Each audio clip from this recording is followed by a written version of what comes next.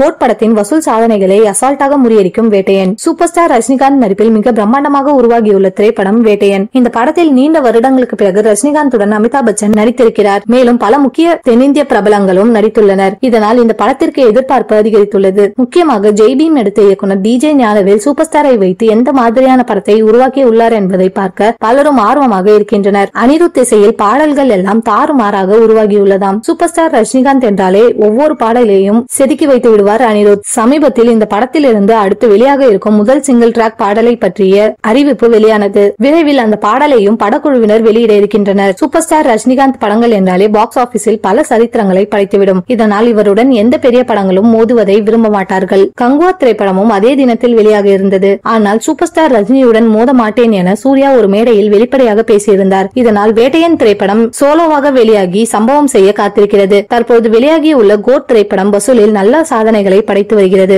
அனைத்தையுமே ஒரே நாளில் வேட்டையன் முறியடிக்கும் என ரஜினி ரசிகர்கள் கூறி வருகின்றனர். சூப்பர் ஸ்டார் படமும் உலகம் முழுக்க மிகப்பெரிய வரவேற்பு பெறும். இதனால் வேட்டையன் முதல் நாள் வசூல் 200 கோடியை தொடும் என சொல்லப்படுகிறது.